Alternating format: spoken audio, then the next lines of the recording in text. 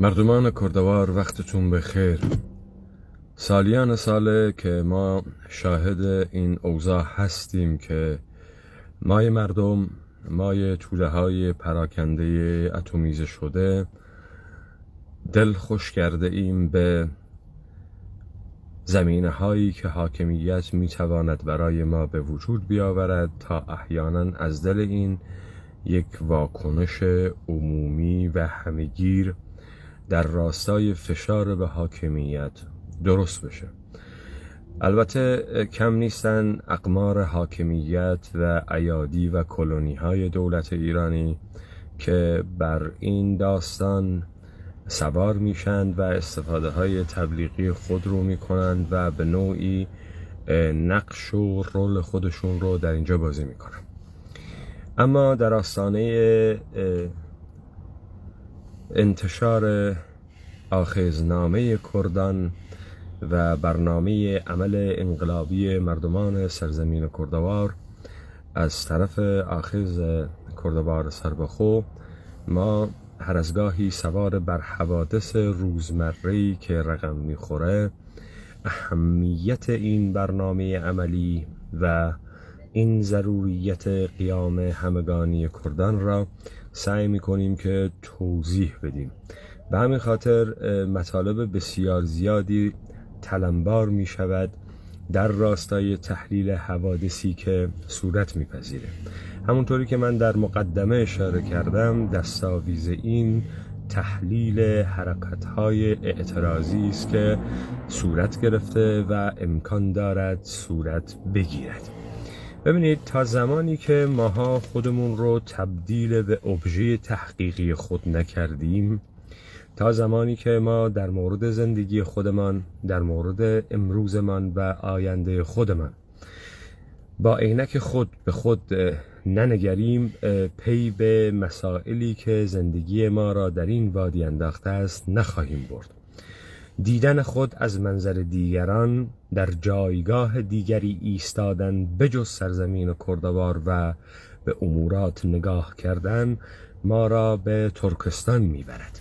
به همین خاطر است که تا به امروز از دل مردمان این سرزمین دانایی مردمی به در نیامده و آنچه شما میبینید به نوعی توجیه وضعیت موجود بوده است توسط کسانی که عنوانها و تایتلهای نخبه، روشنفکر و متخصصین رو در رسانه‌های جمعی و مس میدیاها در اختیار داشتند و به همچنین بازیگران سیاسی که در عرصه سیاسی حضور داشتند و سعی کردند که از کارت مردم و از سیاهی لشکران خیابانی بی همه چیز برای فشارهای بالای خود استفاده بکنند تا سهمخواهی بیشتر در رقابت بر سر سهم قدرت داشته باشند. و در این میان هم ماهایی که هیچگاه ابژه تحقیقی خود نبوده ایم، هیچگاه به مهمترین مسائل زندگی انسانی خود نپرداخته ایم و همیشه گوش به فرمان میدیاها و رسانه‌های دیگری بوده ایم که از ماها یک حرکت جمعی بسازد که ما از این وضعیت به صورت بسیار هیجانی، به صورت بسیار ملتهبانه عبور بکنیم به داستان دیگری. آخذ کردوار سربخو در تحلیل پارادایم شیفت 57 که به صورت دیبیت های مختلف و بحث های کلاب هاوسی صورت گرفت و امیدوارم کسی پیدا بشود که اینها را بنویسد و به صورت یک رساله کتبی در بیاورد، ما به مسائلی اشاره کردیم. ببینید، فهم این مطالب از درک آغازین اساس دولت‌های مدرن می آید. دولت‌های مدرنی که اساس شکلگیریشون بر اساس چالش‌های میدانی صورت می‌پذیرد و در وادی نظر و ایده هم صورتبندی‌هایی ازشون طرح میشه توسط متفکرین غربی. برای فهم این مطلب ما به مهمترین داستانی که به مردم باز خواهد گشت به نام انقلاب برمیگردیم. ببینید، ما وقتی از انقلاب صحبت میکنیم بایستی اینگونه برداشت بکنیم که اراده یک مردمی در پی تضاد عمیقی که به اوج خود میرسد در بستر یک مبارزه متداوم ناگهان در جایی مثل یک آتشفشان منفجر می شود و رویدادهای بعدی را به نام عصر انقلاب رقم می زند. در اینجا منظور ما مردمانی است که در کوران زندگی و تجربه زندگی که کرده اند به اشراف کامل در مورد موقعیت خود رسیده اند و درک موقعیت خودشان اونها را به قیام واداشته است.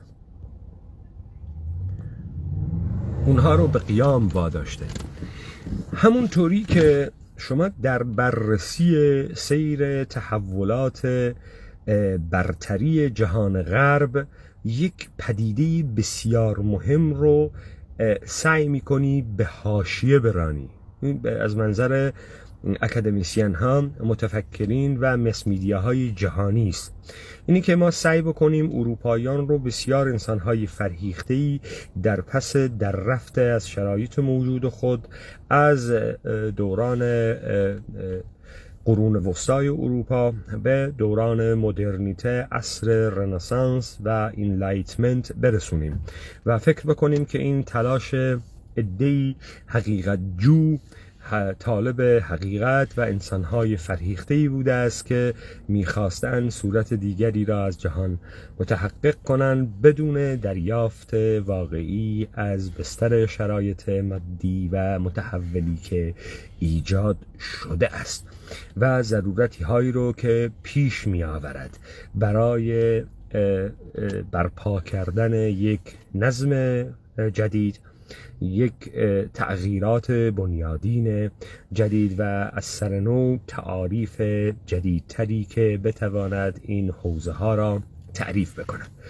این هژمونی که دنیای غرب به مابقی جهان دارد در این داستان قرار دارد، اینه که اونها میتوانند بر جامعه کهنه خود با تحولاتی که به سراغشون میاد و مجبور میشن اینها رو در وادی نظر تئوریزه بکنند تا بتوانند بستر رو و شرایط رو مهیای تغییرات بنیادین و اون هدفی که و اون غایتی که دنبال میکنند رو برسونند گزارش میده. به همین خاطر کسی یا غالباً روایت های کلانی که به گوش آحاد مردمان یک جهان برسد هیچ وقت گزارش نمیدهد از شرایط مادی متحول شده، اون رو اساس قرار نمیده، به صورت حاشیه‌ای و گذرا اشاره میکند بر متنی که برتری انسان غربی به واسطه داشتن یک ذخیره تاریخی از امپراتوریت روم، از تمدن یونانی و بعد در نتیجه باززایش و رنسانسی که در پی میگیرن و رجعتی که میکنن به دنیای قدیم خود، در نتیجه سر برمی آورند از دل این رجعت و نگاه دگرگونه‌ای به جهان میکنن. این گونه نیست. گرچه اینها استفاده کردند از این روند، گرچه اینها این مسیر رو طی کردن، اما عامل محرکه این برمیگردد به تحولات شرایط مادی که در حوزه اقتصاد صورت میگیره. به همین خاطر است که شما فرمول های بعدی رو میبینید، شاخه های مختلف رو میبینید. مهمترین سوالی که اینجا میشه طرح بکنیم اینه که اون انباشت اولیه ثروتی که عامل این تحولات میشه، همونطوری که در اقتصاد سیاسی آدم اسمیت این رو در نتیجه پسنداز کردن و خرج نکردن و سازماندهی کردن دخل و خرجی که میتواند این انباشت رو فراهم بکند تا بتواند تحولات بعدی رو رقم بزنه، که بعداً این نظریه آقا آدم اسمیت رد میشه توسط آقای کارل مارکس. پس کسی نمیاد بگه که این برادران اروپایی این ثروت اولیه‌ای رو که توانست این اتفاقات رو رقم بزنه و باعث و بانی این اتفاقات شده بود چه بود. همینطور کسی وقتی از انقلاب فرانسه صحبت میکنه، از انقلاب آمریکا صحبت میکنه، از انقلاب 1905 روسیه صحبت میکنه، کسی از موتور محرکه‌ای که این انقلاب رو به راه میندازه، فاوندی که در پشت این انقلاب قرار داره، تئوریسین هایی که این رو تئوریزه میکنن، کسانی که نیرو را و مردمانی را که هدفی ندارند، غایتی ندارند، تعریفی ندارند و مطالبه‌گران همیشگی نیستند، بلکه در پی بستر یک سری نارضایتی‌های برجسته شده و فشارهای مادی که بر زندگی خود حس می‌کنند و درک سطحی که از این داستان‌ها دارند توسط عده‌ای به میدان کشیده می شوند تا تبدیل به اهرم‌های فشار بشوند تا تحولات بعدی رو رقم بزنن. این حوزه اروپاییان رو تبدیل میکنه و حکامان اروپایی رو تبدیل میکنه به تردستان طراحی کردن و برنامه ریزی کردن جوامع و استفاده کردن از منابع این جوامع در راستای نیات خود و باهاهای رو بر این مردم تحمیل کردن، اونها رو شریک کردن در تحولاتی که به نفع اونها بوده، اما با بهایی که این مردم پرداخت میکنن احساس و توهم شراکت میکنند.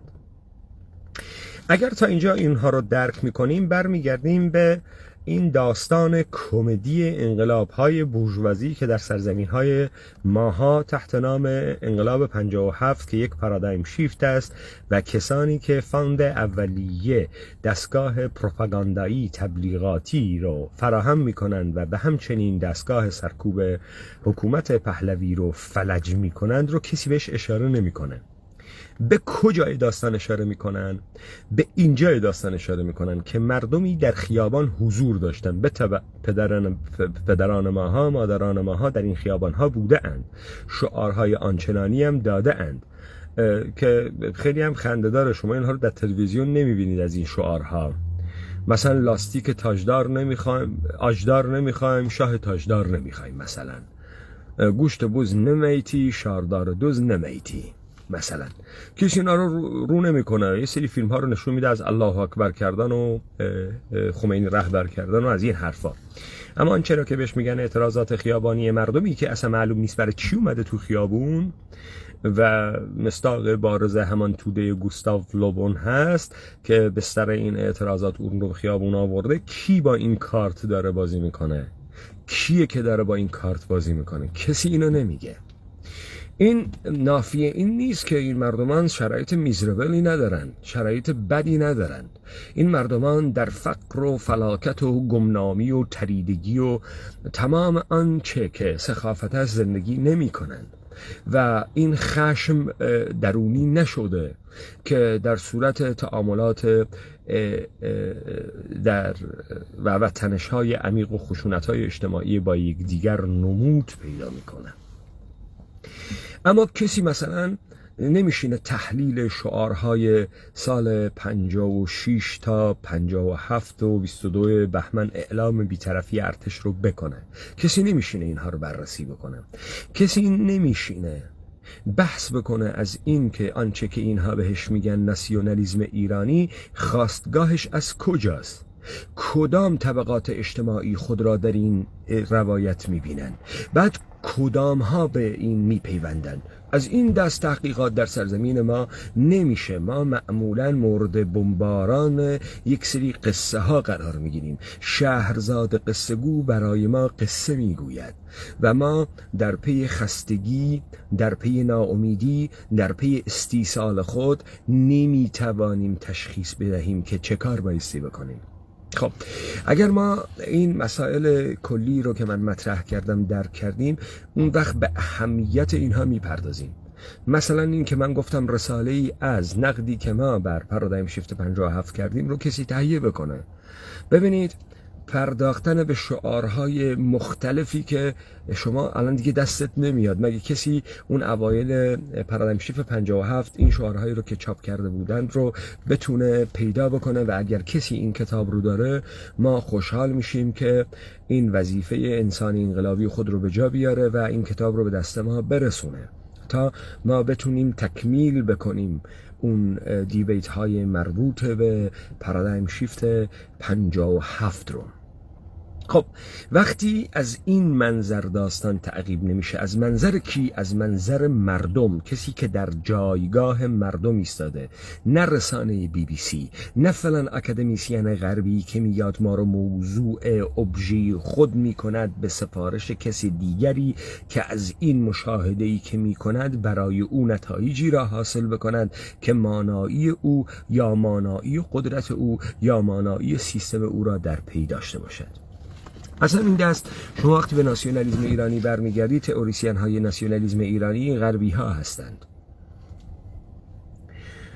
بعد وقتی شما برمیگردید طبقات حامی این ناسیونالیسم ایرانی که صورت عوض میکنند با شرایط و تحولاتی که در کشورهای غربی صورت میگیره و هم فرق میکنند. شما اولین کسانی که حمایت میکنند و ما بارها در دیبیت ها به صورت طنز بهشون اشاره کردیم، کارمندان بوروکراتیک این نظم کورپوریتی یهود ساخته کورپوریشن ایرانی هستند، از ارتشیان، از معلمین، از مستخدمین و از نوکرهای دولت نوساخته یا کورپوریشن نوساخته آنوسی ایرانی که اینها تعقیب میشه و شما اینها رو خواهید فهمید. حالا ما برمیگردیم به اینی که درک این وضعیت و شرایط و موقعیت ما از ما چه چیز میسازد.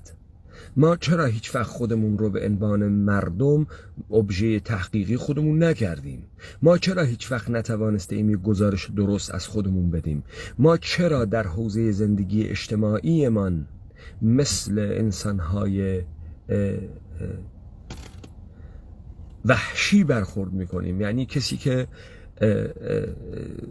متمدن نیست، کسی که فرهنگی نیست و کسی که سیاسی نیست، یعنی موجودی مثل موجودات دیگر طبیعی، موجودی که دچار هیچ تضاد و تعارض درونی نشده، موجودی که نتوانسته است برای خود فعل اخلاقی رو تعریف بکنه. ببینید مثلا ما برای مثال در همین اقلیم کردستان یا کردوار اشغالی توسط کورپوریشن یهودی عراقی دیبیت هایی داشتیم تحت نام دادگاه قیامتیان حلبجه. ما به بازماندگان ماجرای فاجعه و جنایت حلبجه گفتیم قیامتیان.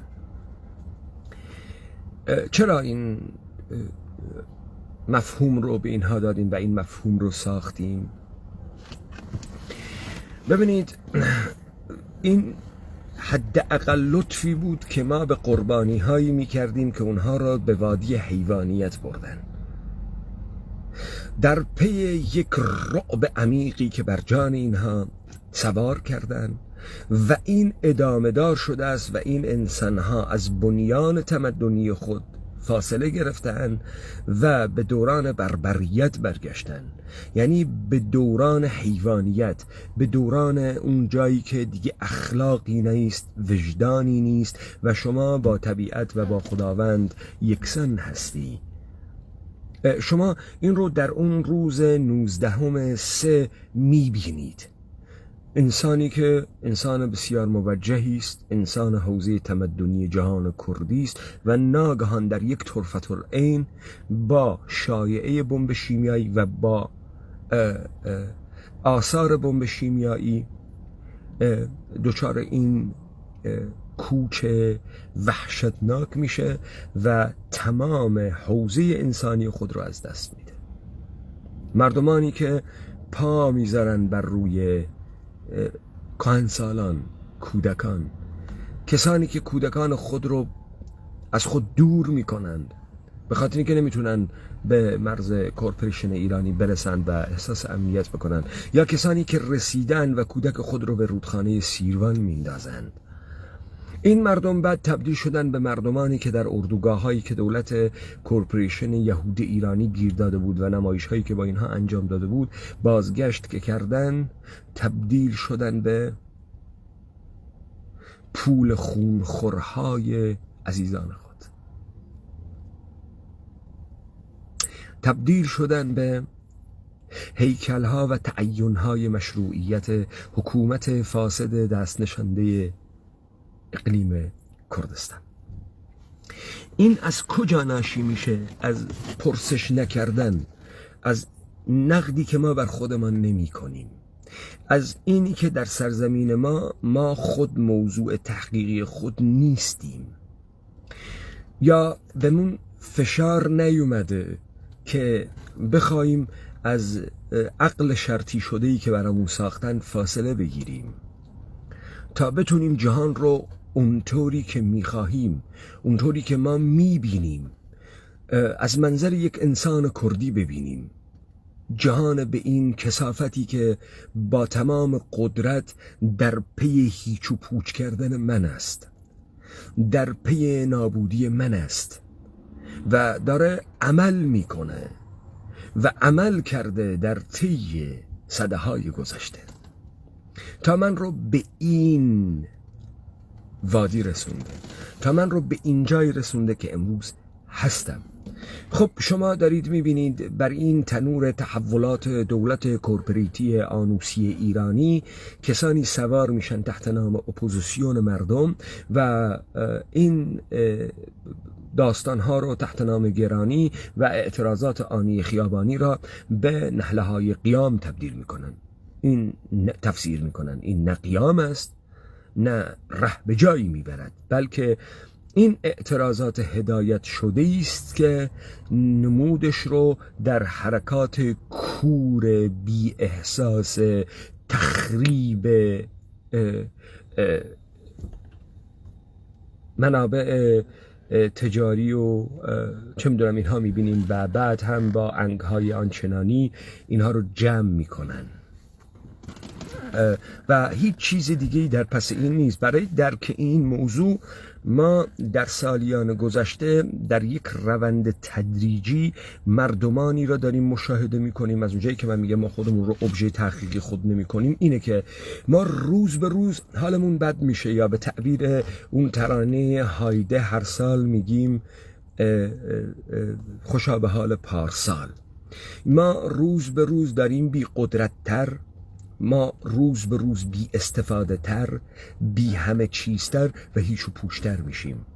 به همین میزان هم احساس حقارت، کوچک بودگی در ماها و بی مصرفی در ماها زیادت میکنه، طوری که ما دیگه تعلقاتی نداریم، ما دیگر هیچ باوری هم نداریم و سعی میکنیم اگر فرصتی برامون فراهم بشه بگریزیم از موقعیتی که درش هستیم. البته این گریز از موقعیت این یادگار این کورپوریشن یهود ایرانی است که با عرفان یهودی هندیش به ما میگه که شما آزادگی را تجربه کن. آزادگی را تجربه کردن یعنی از موقعیت در رفتن، یعنی با رنج ها روبرو نشدن و فرار از موقعیت خود کردن. این فرار از موقعیت خود کردن چه به صورت گریز از سرزمین، چه به صورت بی‌تفاوتی مطلق و چه به صورت حذف فیزیکی خود به نام خودکشی یا دیگران یا عزیزانی که برات اتفاق افتاده صورت میپذیره.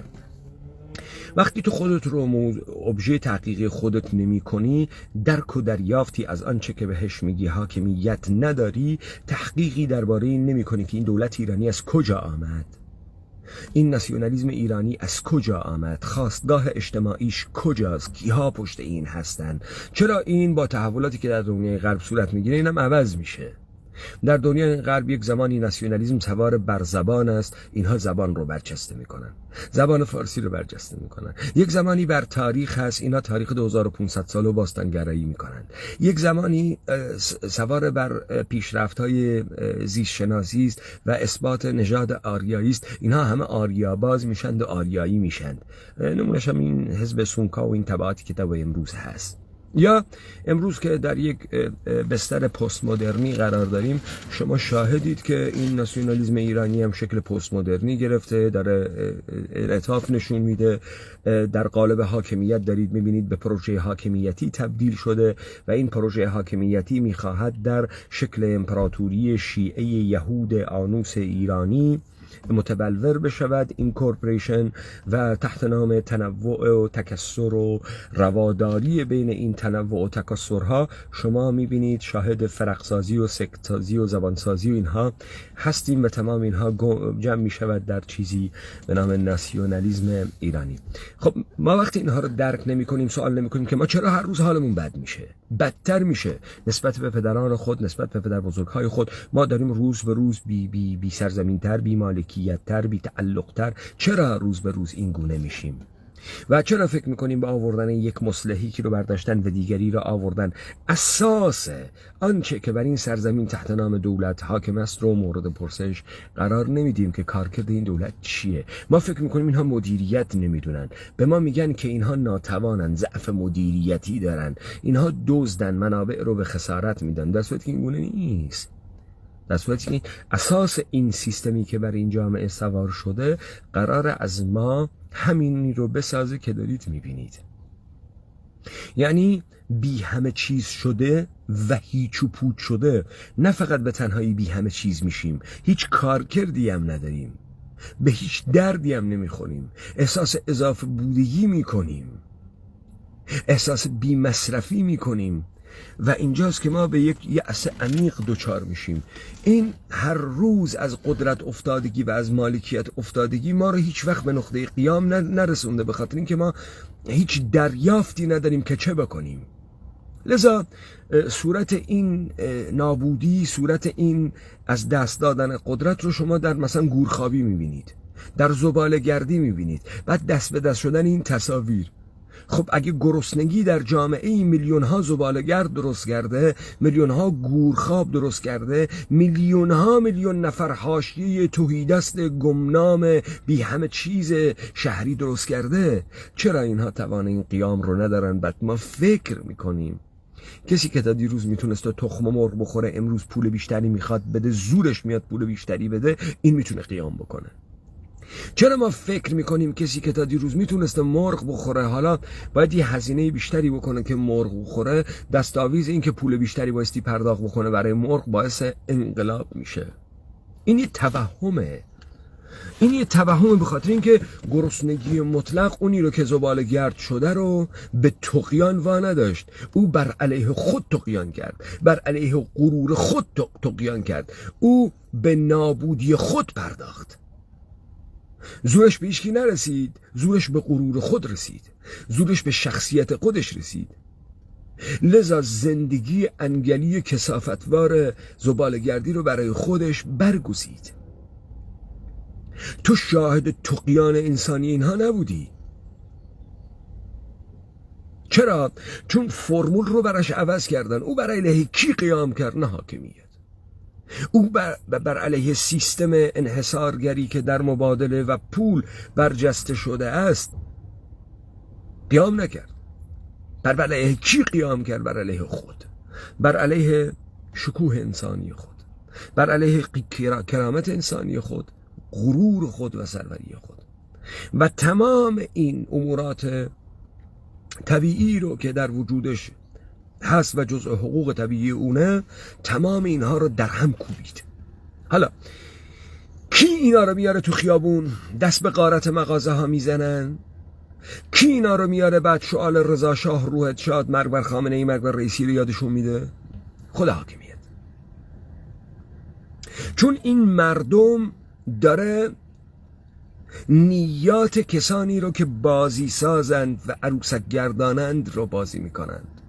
بهشون یه فشار میاره تا یک فشار جمعی پس یک شوک و یک هیستری که آغاز میکنه با بمباردمانت رسانه‌ای که میکنه و جرقه های اولیه‌ای که خود میسازه، بر بستر آرامی این جراحی رو انجام بده و یک تاریخ هم از شکست به نام مبارزات اجتماعی مردم به مردم و در درون مردم تحمیل بکنه. لذا در سرزمین ما نقد بنیادین بر حاکمیت نیست. کسی جریانات انقلابی را نمیفهمد و انقلابی نیست. چون کسی در سرزمین ما مردم نیست، احیانا مهمترین جریانی که میتوانست در مقابل نظام سرمایه‌داری قرار بگیره به نام مارکسیسم رو نفهمید.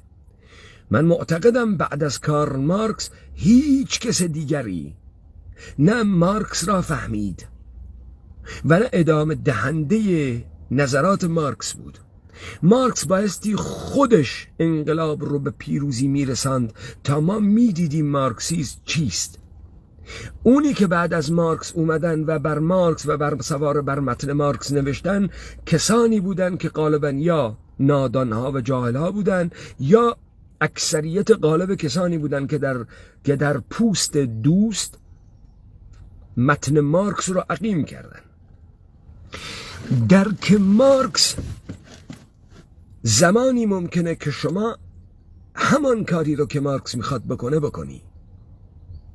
ببینید الان این گرسنگی، گرانی مرغ، گرانی تخم مرغ تبدیل شده از به یک امر همگانی که میتواند مردم رو علی رغم سلایق و لایف استایل های مختلف و این خزعبلاتی که این نظام سلطه جهانی در وضعیت سازی از مردم ساخته رو حول هم جمع بکنه. چه از نهله های مختلف فکری، چه از سلیقه ها و لایف استایل های مختلف، همه دیگه موضوعشون امروز گرانی مرغ، چون همه مرغ میخورن، همه غذا میخورن. پس این یک امر مشترک کلیه. همین رو حاکمیت برات میسازه، گرانی مرغ رو برات امر مشترک کلی میکنه تا تو از پس این هیچ تئوری رو خارج نکنی، بلکه مطالبه داشته باشی. مطالبه رو حتما از حاکمیت داری و تو به ابژه حاکمیت تبدیل شدی و از حاکمیت تقاضای اخلاقی داری که حاکمیت برای تو این قیمت ها رو زیاد نکنه وگرنه به خیابون میای و این ریکوست رو به اپلای تبدیل میکنی. یعنی فکر میکنی حق توه و فکر میکنی که در تلاش و جنگی که با حاکمیت میکنی حاکمیت رو به عقب وادار میکنی. اینطوری فکر میکنی. خب مؤسلف مارکس چه بود؟ مارکس هم میدونست که این مردم انسانن، انسان شناسی داشت و میدونست هر کسی از اینها احساسی شخصیت میکنه، جهان رو جور دیگری میبینه و امکان داره کسانی هم بیان بگن که ما وضعمون اصلا بد نیست، ما قبلا یه مشت رعیت بودیم، غذا نبود بخوریم، حالا داریم ساعتی مثلا 1 شیلینگ 2 شیلینگ کار میکنیم، وضعمون هم خوبه، خونه هم داریم، مبلم داریم، چه میدونم گوشتم هر روز میخوریم و قبلا این امکان برامون موجود نبود.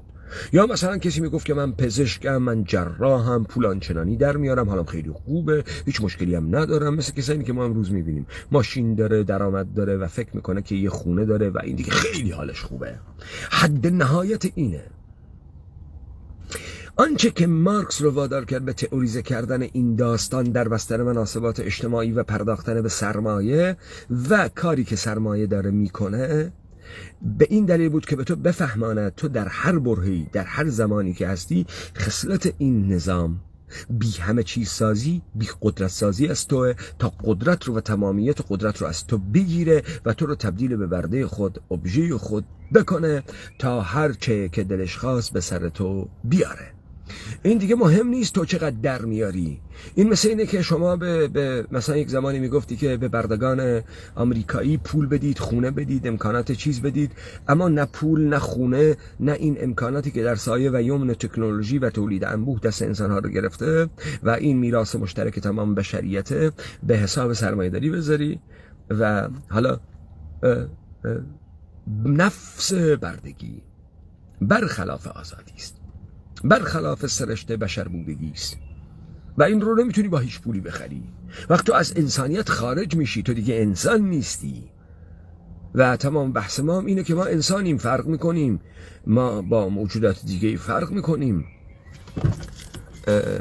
در نتیجه ما مشکلمون غذا و رفاه نیست. اولین چیزی که برای ما مهمه انسان بودگی ماست، امکانهای انسانی است که در ما میتواند محقق بشود و میتواند صورت دیگری از جهان بیافریند و از خودمان بیافریند. خب این صورت نمیگیره، حاکمیت اینها رو میدونه، نظام سلطه اینها رو میدونه. لذا آنچه که مارکس به دنبالش بود یک امر مشترک سازی و یک کل مشترک سازی بود که آحاد مردم رو با سلیقه های مختلفی که شما امروز میشینید با این مردم حرف میزنید، میگه که این نظر شماست، نظر من یه چیز دیگه است. شما باید رواداری داشته باشید اینجا، شما باید انسان پرورال باشید، شما باید تولرانس داشته باشید، رواداری داشته باشید، شما باید تکثر خواهی بکنید. اما آنچه که مارکس میخواد بگه اینه که اکثریت غالب مردمانی که میشه تحت این امر مشترک پیدا کرد رو ایشون معجزه میکنه و روایت میده به پرولتاریا. او یک کل مشترک میسازه از انسانهایی که هر که میتواند در پس شهوت خود باشد. او و میاد مجبور میکنه اینها رو که زیر این کل با نقدهایی که میکنه، با تئوری سازی و ایده سازی هایی که میکنه، اینها رو وادار بکنه که در این وادی بمونن. پس اصل اول چه میشه؟ کسب قدرت سیاسیه با انقلاب، با برهم زدن تمامی مناسبات حاکمه‌ای که هست. با کی؟ با کدام بازو؟ با کدام نیرو؟ با نیروی پرولتر. لذا اینجاست که مارکس اصلا وارد وقت در منیفست برمیگرده که بورژوازی حاله مقدس مشاغل مقدسی را چون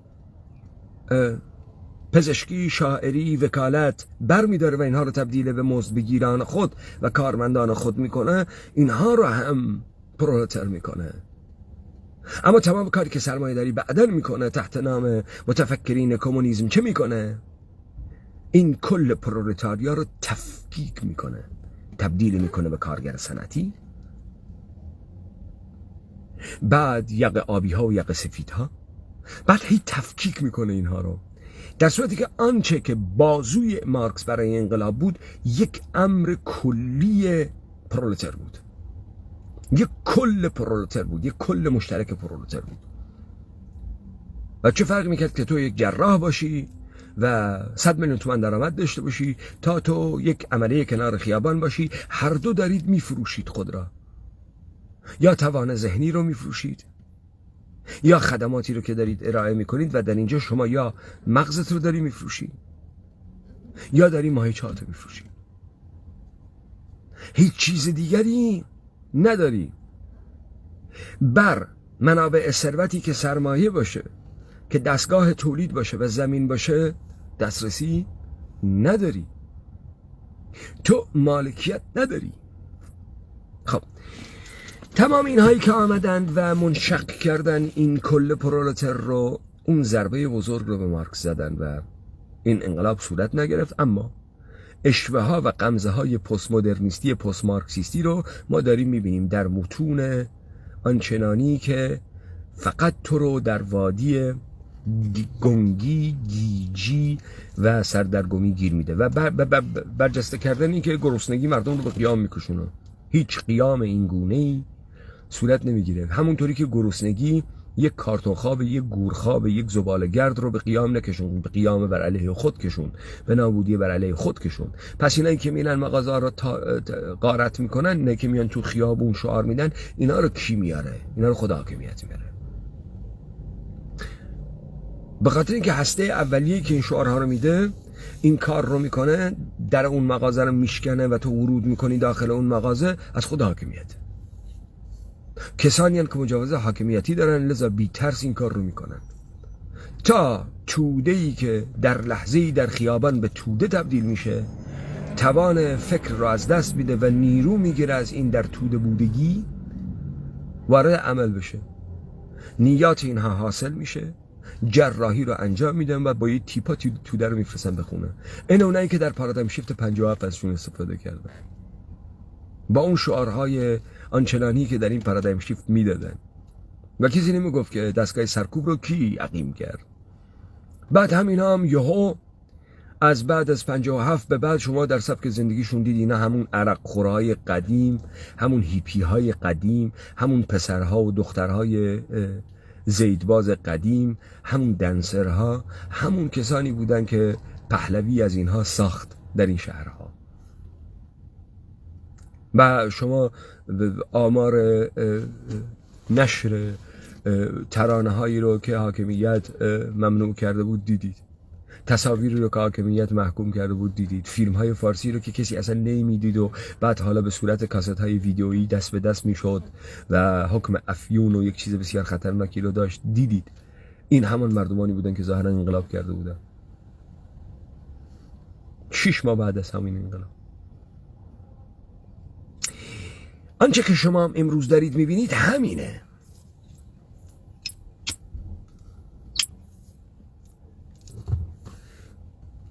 اما کی داره اینها رو، این بی همه چیزها رو داره هدایت میکنه؟ حاکمیت. میخواد چه کار بکنه؟ میخواد جراحی بکنه تا اینها رو خواست مردمی جلوه بده، تا اینها رو موفقیت مردمی و انقلاب جلوه بده. به همین خاطر پوشش عظیم رسانه‌ای میده، از زوایای مختلف و مسائل خودش رو وارد میکنه. برنامه عملی آخذنامه کردان یا منیفست قیام و آخذ کردان که آخرین قیام است و یک قیام جهانی است بر علیه تمامیت نظام سلطه و نظام انقیادگر سلطه، این برنامه عملی تمام زوایا رو مشخص میکنه و یک جنگ تمام عیار رو با این سیستم به راه میاندازه. اینجاست که از دل این تنش‌های برساخته ما با نقدی که میکنیم عمق این تنش‌ها رو بیشتر میکنیم. اینجاست که دولت ایرانی از ظرف چند سال پیشی که آخذ کردوار با نقدهاش ورود کرد ترسید. او سعی میکنه یک تنش‌های اجتماعی را بسازد که بستر این تنش‌ها رو در حاکمیت نشان بدهد. ما سعی میکنیم با نقدی که میکنیم بر این تنش‌های ساختگی میزان این تنش‌ها رو عمق بدیم تا از دست اینها خارج بشه که لزوما هم در حاکمیت همین اتفاق میفته. به همین خاطر علی خامنه‌ای سپاه پاسداران ترسید که این رو سریع انجام بده و تا یه جاهای رفت و هی بازگشت. اینجا نقش اون جغرافیای قومی ایتنیکی شده‌ای به نام کرد بسیار نقش مهمیه. همونطوری که در پارادایم شیفت 57 هم ازش استفاده کردن، این بار هم میخواستن استفاده بکنن. ما در این حوزه اینها رو زمین زدیم و در حوزه کلان قلمروی هم زمین زدیم. لذا نقدی که ما میکنیم این تأثیر رو به جا میذاره. اونا نمیتونن این استفاده رو بکنند کنترل شده، هدایت شده تا جراحی های خودشون رو انجام بدن. آخذنامه کردان وقتی میاد، این برنامه عملی برای قیام تفسیر خواهد شد، پیرامونش مطالب بسیار زیادی گفته خواهد شد و این اولین بار که مردمان سرزمین ما خود رو موضوع تحقیق خود کردند. سرزمین خود را موضوع تحقیق خود کردند. در سرزمین کردوار ایستادند و تفکر کردند. شرایط و وضعیت موجود خود را دیدند، پرسش کردند و از دل نقد به در آمدند. این سیستم با تقسیمات دولت ملتی که کرده است، قرار است از ما مردمان این سرزمین که دارای یک حافظه تاریخی از سروری و تمدن سرورانه کردی هستیم، بی همه چیزان هیچ و پوچ ابدی بسازد. تمام روند اتفاقات و مناسبات مادی که برقرار کرده است این گزارش رو به شما میده و ما این رو بررسی کردیم و گزارش دادیم. ما یک راه داریم، یا اونها ما را مضمحل میکنند یا ما میمانیم اونها را نابود میکنیم. این دو در تعارض شدید با هم هستند. ما جهان اختیار و آزادی و سروری هستیم، اونها جهان انقیاد هستن. اونها ما رو نمیتونن تحمل بکنن، ما رو بایستی نابود بکنن. ما هم نمیتوانیم با وجود اونها بمانیم. یا در این نزاع و در این تعارض ما تسلیم میشویم و نابود میشویم، یا مثل قیامی که کرده ایم اونها را مزمحل میکنیم و نابود میکنیم. پس شما آنچه که دارید میبینید در این خیابان ها اتفاق میفته، نه اینکه مردم گرسنه نیست، تحقیر نشده، بی همه چیز هیچ و پوچ نیست. این مردم توان معنا کردن حرف رنجهای خود رو نداره، توان درک خود رو نداره، درک موقعیت خود رو نداره. به همین خاطر زباله گرد میشه، به همین خاطر تبدیل میشه و دل خوش میکنه به هیجانات عادی در پس یک کل مشترک بر ساخته به نام گرانی مرغ یا گرانی نان یا گرانی بنزین. اینها انقلابی در پی خود ندارد. حکام کورپوریتی به این قدرت رسیدن. آخذ کردان با مغزهای اونها طرفه. اونا میدونن که حریف ما نمیشن. اونا فکر نمیکردن از دل این سرزمین، از دل مردمان این سرزمین، تفکر این مردم و تفکر انقلابی این مردم سر بر بیاره. هیچ وقت این فکر رو نمیکردن و فکر نمیکردن که ما توان گریز از روزمرگی را داریم، توان گریز از انجماد موقعیتی و پوزیشنی خودمون رو داریم و میتونیم از بالا به خود بنگریم تا بتوانیم نقد خود بکنیم، نقد شرایط موجود خود بکنیم، تا بتوانیم وضعیت و موقعیت خودمون رو بررسی بکنیم. اینا فکر میکردن که ما از خودمون بر نمیاد. اینها توانستند این توهم رو و این جهان ماتریکس رو بر ما سوار بکنن.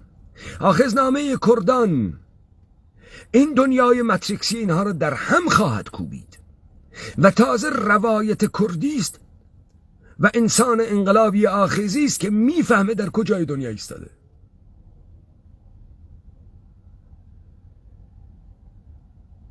پس ما موکول میکنیم